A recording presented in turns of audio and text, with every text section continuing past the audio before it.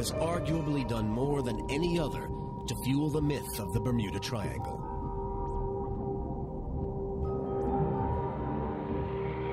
On one fair weather day at the end of the Second World War, 5 naval aircraft carrying 14 young airmen vanished without a trace.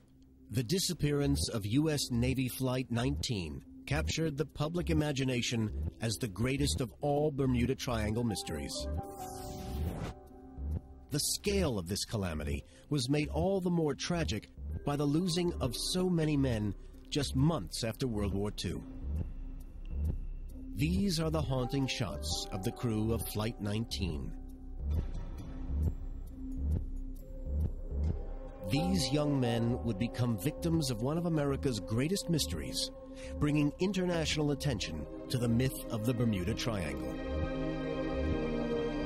Wild and weird legends have developed around Flight 19 since its disappearance. But what are the facts?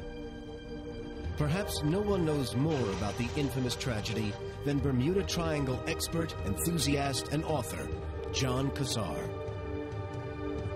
In terms of the triangle, I consider myself the person who bothered to write the biography on it, all the mysteries about it, the facts instead of the fiction, instead of the legend, instead of the hearsay.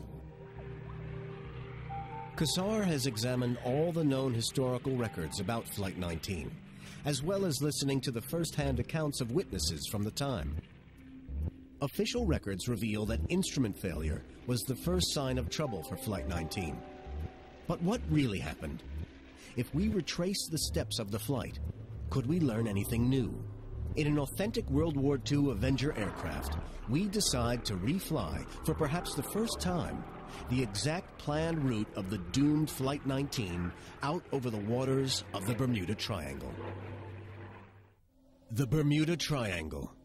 Under the leadership of experienced pilot Charles Taylor, Flight 19 originally took off from what is now Fort Lauderdale International Airport.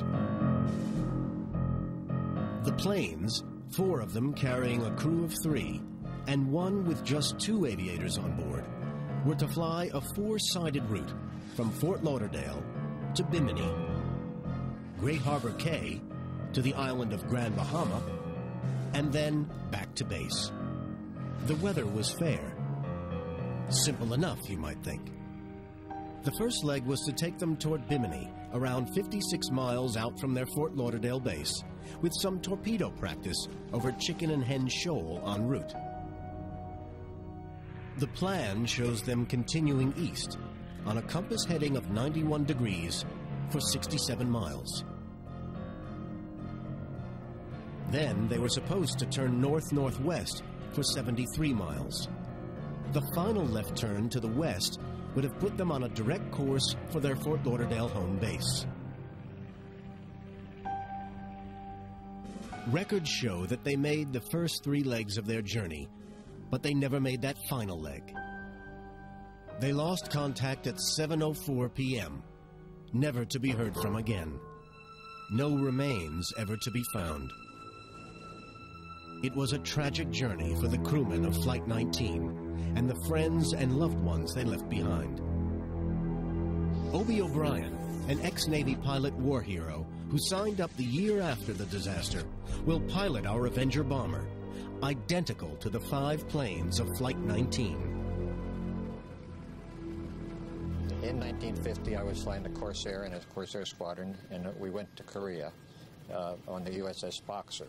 I flew 40-some missions, and during that time, I was awarded the Air Medal.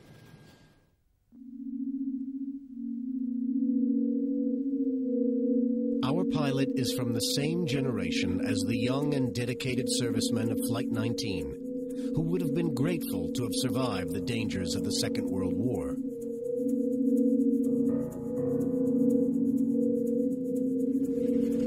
To make our flight authentic, our plane will navigate with the same basic method as was used by Flight 19 and other pilots for years, steering by compass and watching the islands below. We take off from the same Fort Lauderdale runway at the same time, 2:10 in the afternoon, as Flight 19, although in slightly better weather conditions.